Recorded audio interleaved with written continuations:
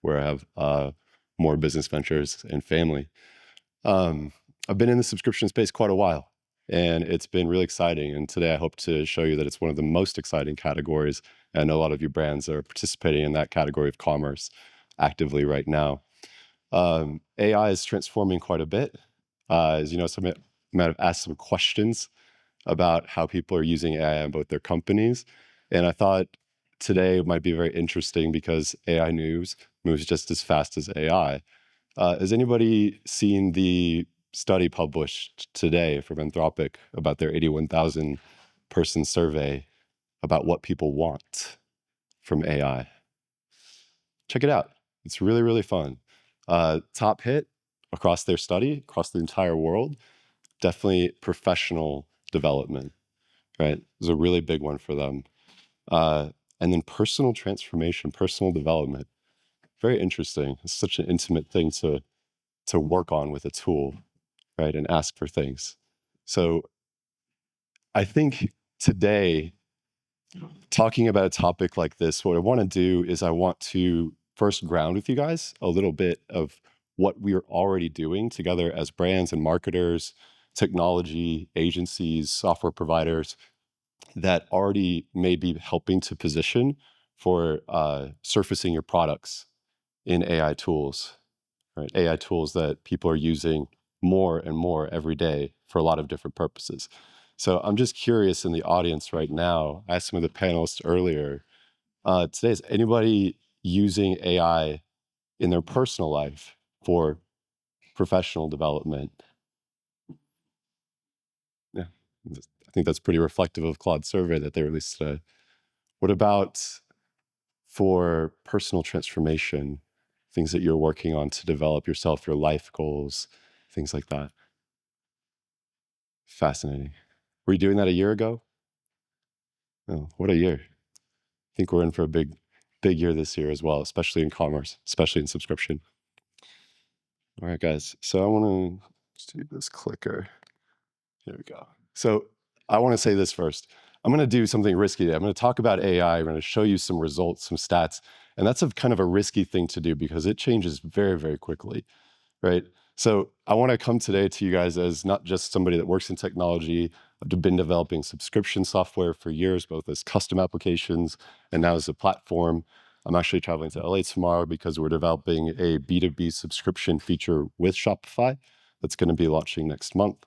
There's a lot of partners going on right now in terms of people that are trying to standardize the space of commerce so that both humans and agents can work together to succeed in the commerce space as AI continues to transform how we experience the internet, right? And how we use tools day to day in our lives.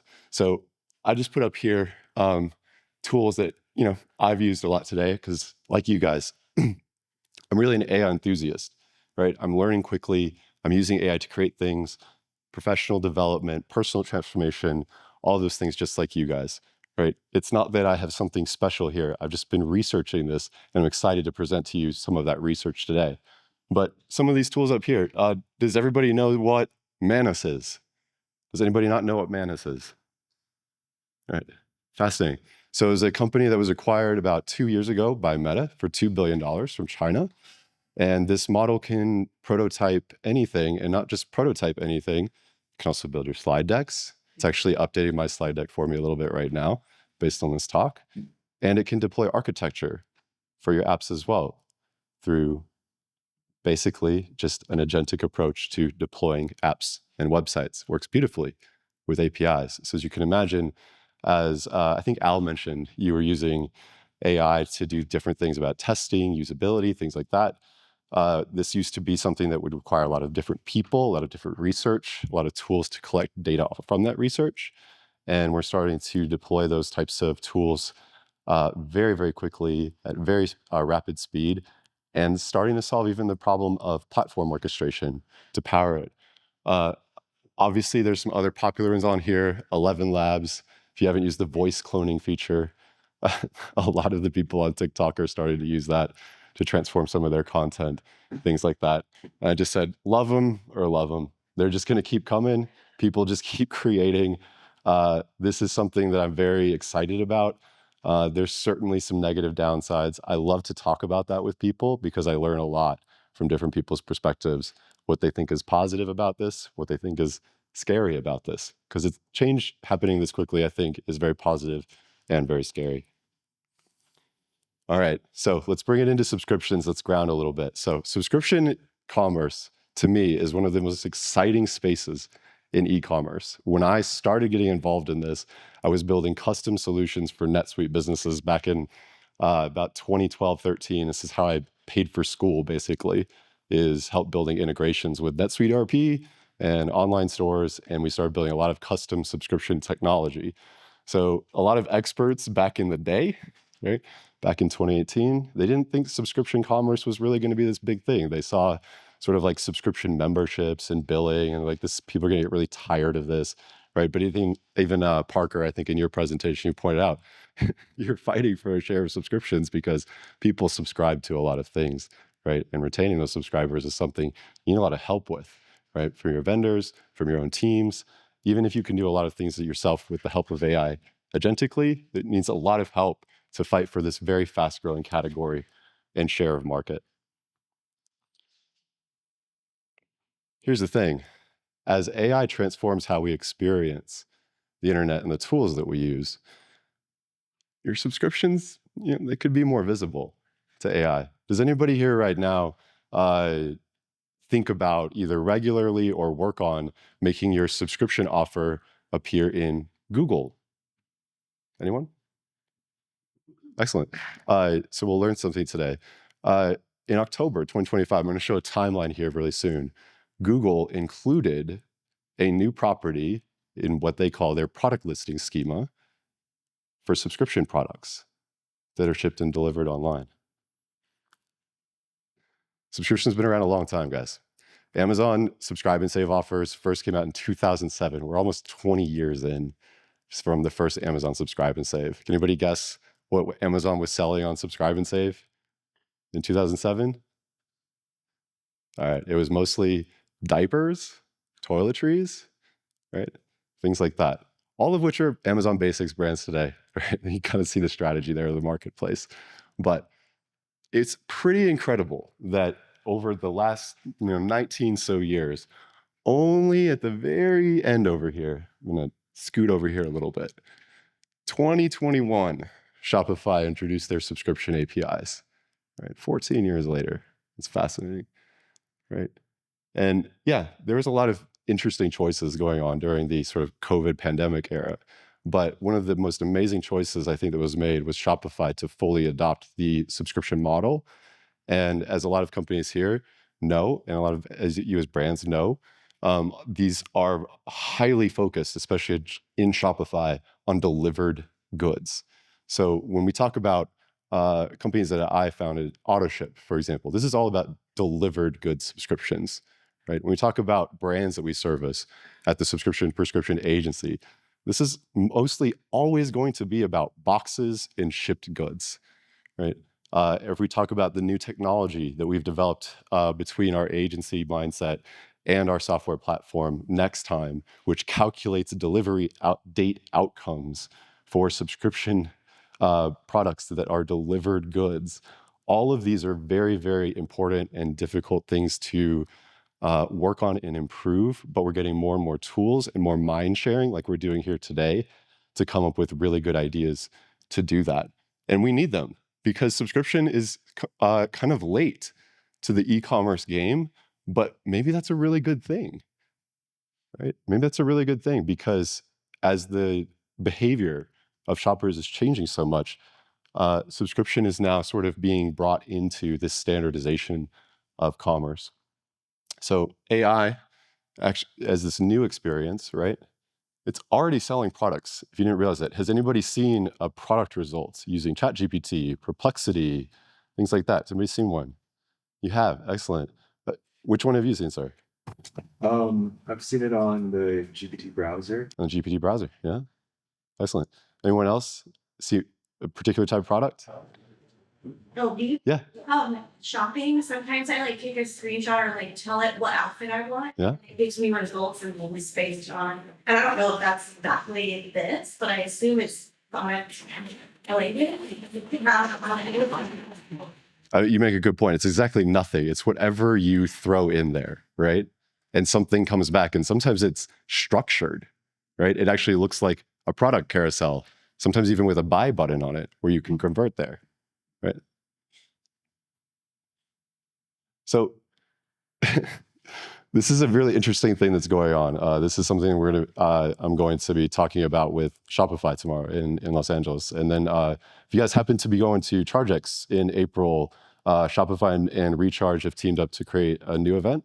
And I'll be giving a similar talk about agentic commerce at the second week of April in Santa Monica. So I love the way that you said it. You kind of threw a picture in there and you saw what happened. Well, there are models being developed right now, right? ACP and UCP, Agentic Commerce Protocol and Universal Commerce Protocol. And I'm going to get to why you should care about this here in a second as a brand, right? But it's really interesting that in October 2025, right, Google finally said, here's some properties that you can include. So when we show your product listing ads, you can show that you have a subscription offer, right? And there is an AI approach to what AI and companies that are working with AI companies think structured data for products, right, should mean, meaning how you list your products on different channels, right, as data, essentially your catalog data, right? And there's sort of a universal protocol that's mostly Google driven, who is the one in October who presented this new standard for like, here's how you include your subscription data, right? It's pretty interesting. You have these competing sort of ideas about what it means to sell products online just as data. And the reason why is that's really how AI does it, right? It behaves a lot like a search engine. It crawls, it looks at data, and it tries to figure things out. So the good news is a lot of brand marketers today and their agencies and the tools that you use, they're already working on things that overlap this solution and are useful towards it, but there might be some things that you don't know about yet. One of the things that I think is really beneficial about the Agentic Commerce Protocol is it's an open source project, right? I included a little quote here because I talked to a lot of people about this new thing that's happening with consumer experience, buying experience, right? Hamish is a VC-backed founder from a company called GetCatalog.ai. And he pointed out something to me I thought was great. He can make a pull request, right? If you don't know, that's just like a software contributor saying, hey, I want to make a change, right, to this software project that we're working on. He can make that request to this protocol and say, hey, I think we need to include subscription fields, and I think it needs to be like this. Or I think we need to include fields that would allow you to express a benefit, and I think it should look like this, right? And then you have Google's, which is the Universal Commerce Protocol, right? This is probably the most likely place that subscriptions are going to surface first, just because Google also surfaced the first subscription standard in October 2025, right? So these are both really interesting ones to pay attention to. They are competitive for now, but we've seen a lot of collaboration in the AI space. So we'll see how this goes, but there's things today that you can learn and do from brands that are participating in both of these projects, right? And I wanted to pull out these two because a lot of us have pets and can recognize why we would have a subscription to pet food, right? But B, these two brands are definitely leaders when it comes to these types of protocols and experiments and approaches that we can all learn from, right, as brand marketers into how to succeed as consumer behavior continues to adopt more and more AI and agentic approaches to purchasing. And I think something that really needs to be said here is subscription is so important because it's such a powerful offer. I thought Al actually framed it really well with that lifetime warranty. You only get the lifetime warranty, the best offer, if you're a subscriber. And the subscriber, simply put, is the best customer. So can we just agree, hopefully, that what a subscription is, whether it's an agent or a human, it's the best offer to the best customer. And that is what these protocols are looking for, right? So what is really interesting about how these brands battle is they do the things that you would need to do really well in order to appear in a result in ChatGPT or Perplexity or things like that. So if you're working on some of those things that people told Anthropic in their 81,000 person survey, hey, I'm trying to do this for my health, or I'm trying to help my dog with this, right? Or things like that with your life, your personal productivity, your professional development. Sometimes shopping gets involved in the solution, and it needs to figure things out using data, similar to how a search engine would, right? So one, there's a few things to think of here. Consistent branding, right? If you call it AutoShip, always call it AutoShip. Chewy and PetSmart, they battle about AutoShip because that is the model that they're marketing. You can call it other things, but you need to call it that consistently, and you need to provide really good context to reinforce what that means. So both of these brands do a really good job. I know a lot of brands are doing a good job of this today, right? Of an explainer page, right? A very clear URL path, right? Our brand / AutoShip or subscription benefits, right? That is very easy for AI to see. I don't know if you can see this down here at the bottom, right? But this is a ChatGPT result, right? When it said, hey, I'm going to recommend an AutoShip program, one of the links that it used as a reference is the AutoShip landing page, right? And it has UTM parameters on it. For us who work in conversion marketing, we love UTM parameters, right? They show up in our Google Analytics. So we know that AIs are hitting those pages, right? Getting that context that we're putting out there for them, right? Another thing they do very well is in plain text, right? They're making their subscription offer. So you can certainly update your Google product listings if you're using those, right, to include a subscription offer for your product listing ads today. And as I think Matt's reinforced and others that have been on the stage have reinforced, making offers very clear and transparent and readable is a very good thing for AI. Okay? Another thing is, I think Matt hit on this very well, right? The AutoShip price being displayed prominently, the subscription price being displayed prominently in a very readable way, right? With benefits expressed. This is a very important thing for humans, right? It's very effective as a human experience, and it's extraordinarily important context for an AI and an agent to learn about the product. Now, rich item attributes, these are things that a pet company really exemplifies, right? There are things about your pet, for example, that are very specific, how old it is, right? What breed it is. Other things maybe you've told the AI about it or that it's observed through videos, things that can be learned about it, right? And the more of those item attributes that can be expressed on both product pages and in other types of structured data. If you want to learn more about that, you can talk to me after about schema.org and structured data, right? As these are provided, it helps AI models learn why this is so good for what you are asking it for. Okay. So I'm not going to bring you guys into a ChatGPT conversation today, but you could try this if you're using AI pretty regularly. It knows things about you.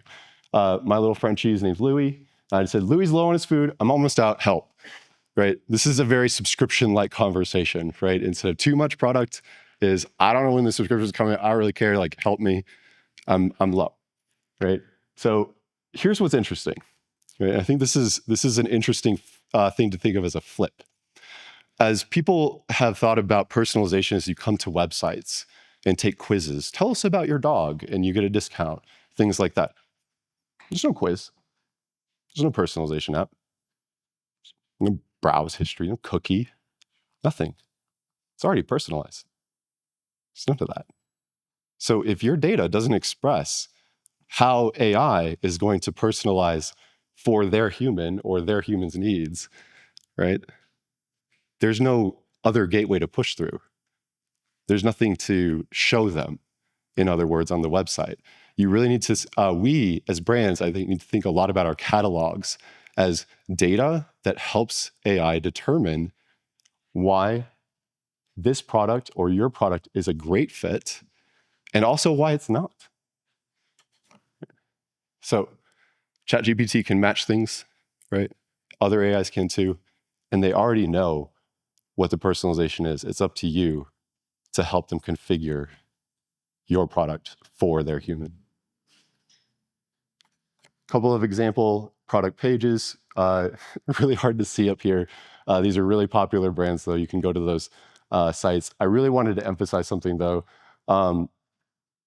Look at these URL structures. These are things that you can do today that will help agents understand that the best offer does exist and where and for how many products, right? Featured shops / auto ship, right? / subscription, collections of products that are available under the most powerful offer channel that the store is providing, right? This is extremely effective to help AIs understand, oh, which products are available on subscription. The explainer page provides other context in addition to that, and you can get really powerful recommendations from AI when it can see that the products that are available on AutoShip are actually categorized inside of your shop in an intuitive way. Some common mistakes. I started with one, right? And I think Matt hit on that and others too. If the subscription offer is just not obviously, plainly, readably better, right? Or the price isn't different, or it's not offering benefits in plain language, you're missing. And whatever that offer is, it's not going to be interesting or compelling to a human or to an agent. JS wizards. This is a little bit geeky, but if you load your details like after the page loads, maybe you were doing page speed or something like that, and your subscription options like appear after the page loads, you can't read it as an AI agent. That's what we mean a lot about by readability. You can think of it just like accessibility. No dedicated explainer page, as we touched on that. Inconsistent naming, right? Ecom AI, we had a really interesting conversation about it. And they just talked a lot about how when they work with brands right now, a lot of times they're just trying to get some of these best practices, like good hygiene done on product pages so that things are readable, accessible, things like that. They're not really like AI or really specialized approaches to there. These things have always been good for SEO. They've always been good for accessibility. And avoiding those common mistakes actually do help your subscription offer be more visible. Right? Some things to really get right, right? Don't use generic names, right? With these pet food examples, product names are oftentimes stated as like small breed, French bulldog, older pet, things like that. Those types of names really do help establish those connections for agentic discovery. Right? The pricing and the subscription clarity is obviously very important. Here's this really interesting one, and I love it because we work on this technology called Nextime that calculates delivery dates for subscription. Delivery confidence is huge. Why? When you're using AI in a situation like, help, I'm out of something, right? What you're actually looking for, and the AI knows this right now, is some sort of delivery expectation. If I'm going to deliver this to you, you're going to pick it up from a store. So the opposite of that would be like store hours, right? Things like that a lot of companies that have physical locations already work on, right? But a lot of us online brands, we work on delivery promises. And at AutoShip and at Nextime, we really work hard to make sure that brands can make a delivery promise and deliver on that promise date, not the billing date. We all know you're going to get charged, but when are you going to get it? AI cares a lot more about when you're going to get it too, because they know that that's an important outcome for people. So if you can offer same-day delivery, next-day delivery, right? And you can offer a great, compelling subscription offer. These are things that agents pick up on and can make very strongly worded recommendations to your customers. So that decision clarity, I think, is a really interesting one. This is really where the rankings are. One, I love the way that we're describing it here. It's like best for, right? Meaning like if this dog food is best for this breed at this age, right? That's plainly stated, it's accessible, it's easy. Also the negative, right? Search engine marketers, paid ad marketers, they know a lot about negative keywords, right? Negative patterns. Those help too. Those same patterns really do create the right context to drive recommendations and decision-making that humans are often looking for now from their AI assistants. So obviously we care a lot about attribution, right? At Subscription Prescription, this is probably one of the most important things that we do is we talk about what's working and how we know it's working, right? We can keep it pretty simple here, right? As you guys saw me share earlier with the UTM attributes, your Google Analytics can tell you, right? Oftentimes when AI traffic is hitting you, it comes with a UTM parameter that names ChatGPT, for example. You can know this through your existing analytics today, right?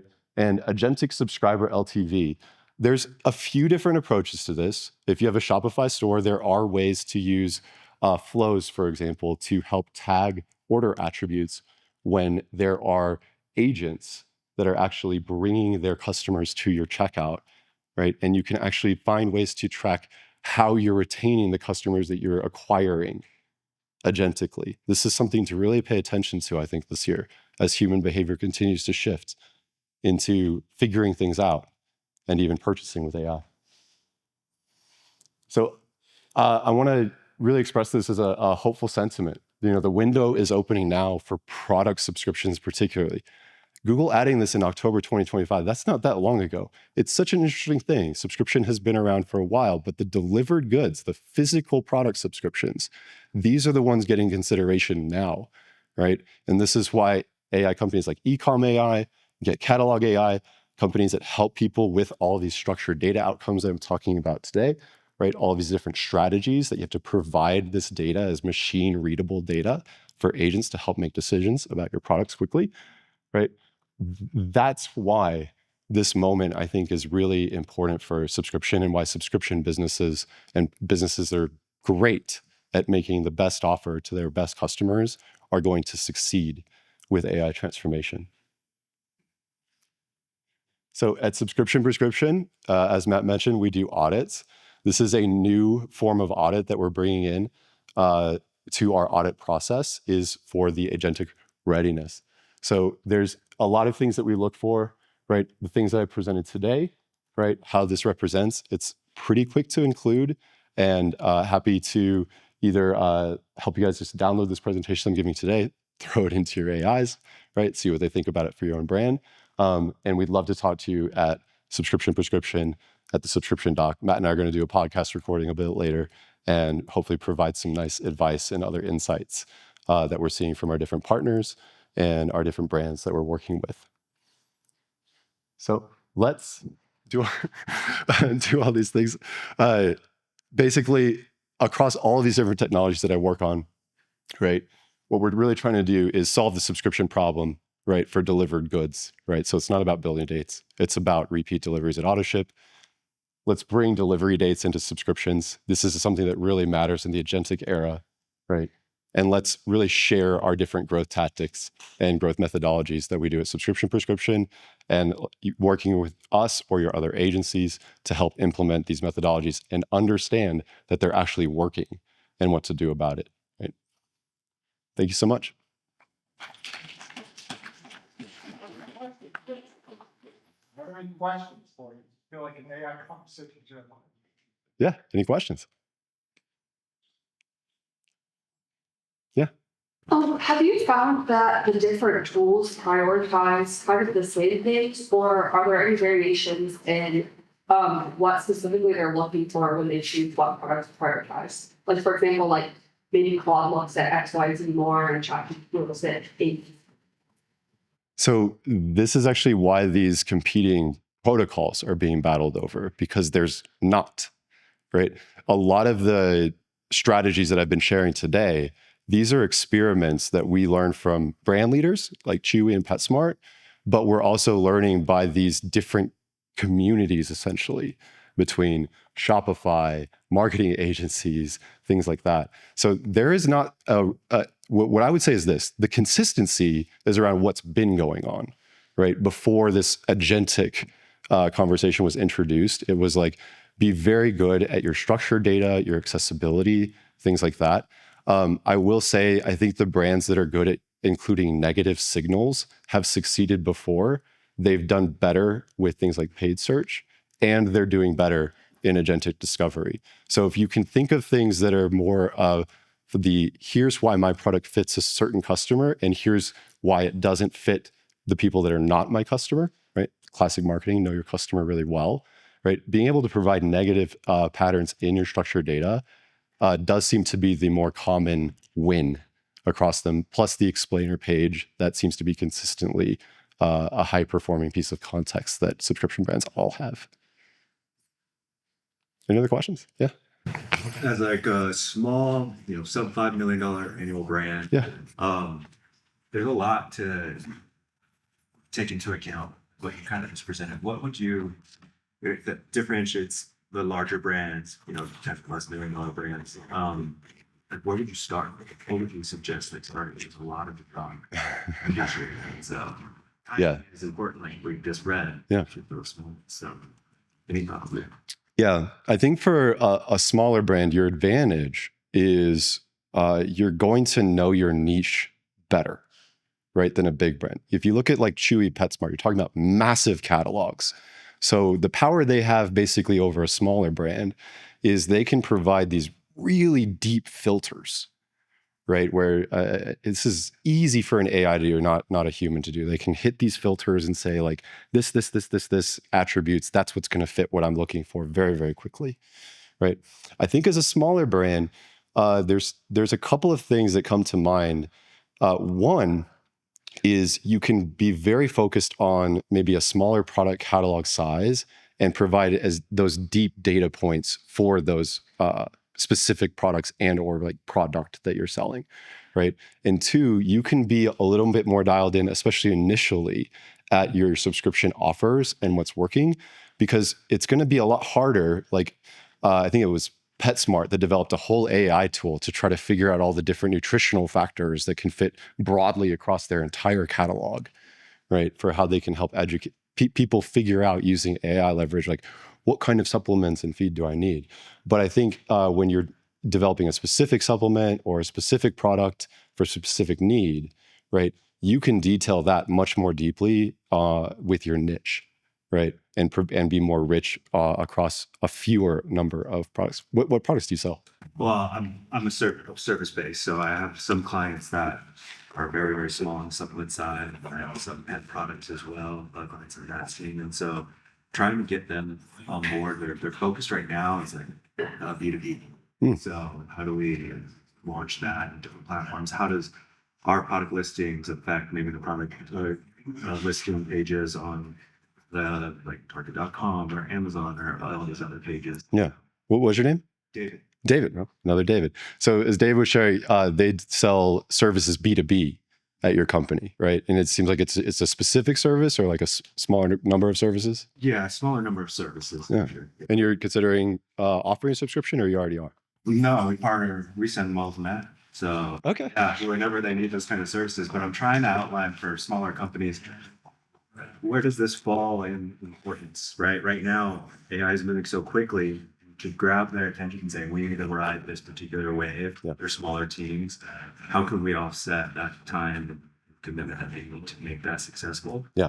With partnerships, Yep. with making sure they focus on one particular task at a time. Yep. So it's really overwhelming based on all of the things that we need to do. It is. I would suggest one thing in particular to maybe overlap from what I presented to what you're thinking about, which is if you are offering an explainer, right?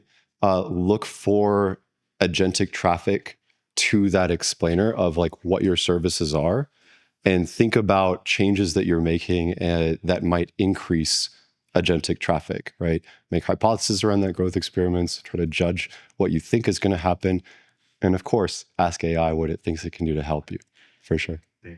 Absolutely. Any other questions? All right, guys, thanks so much. If you guys want to talk about AI later, come get me.